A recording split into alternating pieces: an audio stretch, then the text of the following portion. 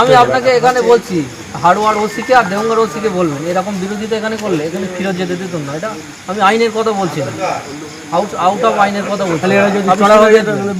আমরা এখানে এলাকা বলে আমরা তো বাড়িতে মিটিং করতে পারবো না, কারোরই লাভ হবে না, সবারই ক্ষতি হবে। কি অবস্থা, আমরা তো আছি, অবজারভার আছে। আমি নিজেও তো আইনের লোক, আমার সামনে এসে বলছে করছি না বলি প্রত্যেকটা মুহূর্তে আমাদের ছেলেদেরও বলে দিই। থানায় গেছিলাম তো, বড় ঢোকেনি তখন থানার থেকে আবার কথা বলে মেজোর সঙ্গে এখানে আসলাম। বেরোনোর পরেই টিএমসি দুষ্কৃতী বাহিনী তারা ইচ্ছাকৃতভাবে ছেলেদেরকে মারধর করেছে। পুলিশ ছিল, পুলিশ থাকা সত্ত্বেও পুলিশের সামনেই তাদেরকে মারধর করা হয়েছে। মারধর করে তাদেরকে হসপিটালাইজ করা হয়েছে এবং পুলিশ সেখানে তাদেরকে উদ্ধার করে হসপিটালে পাঠিয়েছে। পরবর্তীতে আপনারা দেখছেন এসডিএন বাংলা এই মুহূর্তে আপনাদের সাথে আছি সাহিত্য। আপনারা জানেন 2026-এ বিধানসভা ভোট আছে। আইএসএফ কর্মীদেরকে বেদরে মারধর করছে, বাড়িঘর পুড়িয়ে দিচ্ছে কিছু শাসক দলের গুন্ডা বাহিনী। তাহলে মূলত বলা যেতে পারে আইএসএফকে ভয় পাচ্ছে শাসক দল। আমাদের ক্যামেরার মুখোমুখি আইএসএফের হারবা বিধানসভা কেন্দ্রের অবজারভার আইএসএফের অ্যাডভোকেট পেরুল ইসলাম মহল্লা, তিনি কি বলছেন শোনাবাবু। কাল শাসনে আইএসএফ কর্মীকে বেদরে মারধর করলে তৃণমূলের দুষ্কৃতীরা, কি বলবেন? গতকাল বারাসাত 2 নম্বর ব্লকে শাসন থানার কীর্তিপুর 1 নম্বর অঞ্চলে আইএসএফের একটা কর্মী সভা ছিল। উক্ত কর্মী সভাতে আমার যাওয়ার কথা ছিল, 7টার সময় টাইম ছিল। এবার আমার যেতে একটু লেট হলো। আমি গিয়ে দেখলাম কি কর্মী সভার যারা ছেলেরা আছে তারা মিটিং করে বেরোনোর পরেই টিএমসি দুষ্কৃতী বাহিনী তারা ইচ্ছাকৃতভাবে ছেলেদেরকে মারধর করেছে। পুলিশ ছিল, পুলিশ থাকা সত্ত্বেও পুলিশের সামনেই তাদেরকে মারধর করা হয়েছে। মারধর করে তাদেরকে হসপিটালাইজ করা হয়েছে এবং পুলিশ সেখানে তাদেরকে উদ্ধার করে হসপিটালে পাঠিয়েছে। পরবর্তীতে আমি হসপিটালে গেলাম। হসপিটালে গিয়ে দেখলাম কি ওখানে এসেই টিএমসির দুষ্কৃতী বাহিনীরা হুমকি দিচ্ছে যে এখানে আইএসএফ করা যাবে না। আইএসএফ কী প্রবলেম করেছে বা কী দোষ করেছে সেটা তাদেরকে বলতে হবে।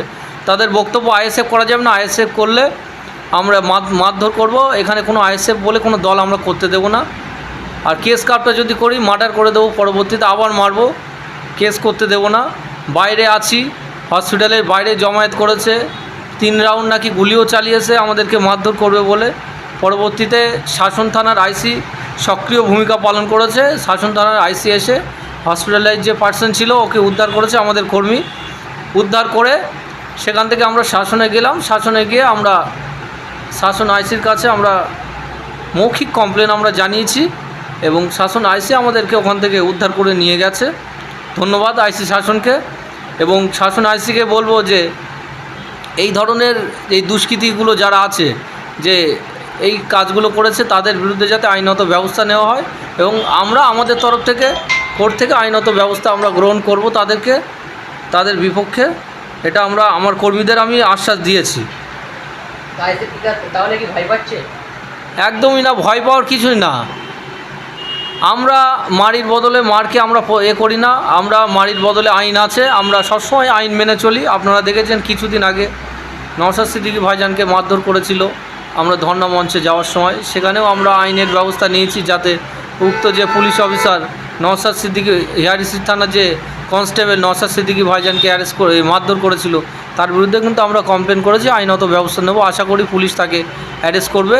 আর আমরা থেমে থাকার পাত্র নয়। শাসন বারাসাত 2 নম্বর ব্লকের যদি টিএমসির যারা দুষ্কৃতীরা আছে এবং টিএমসি বাহিনীরা তারা যদি মনে করে ওখানে আমরা ছেড়ে দেবো ওদেরকে এইভাবে, কিন্তু ভুল হবে। আমরাও ছাড়ার পাত্র না, আমরাও আমাদের পায়ের মাটি শক্ত করে নিয়েছি। মানুষ আমাদের পাশে আছে, মানুষ আমাদেরকে ভোট দেবে।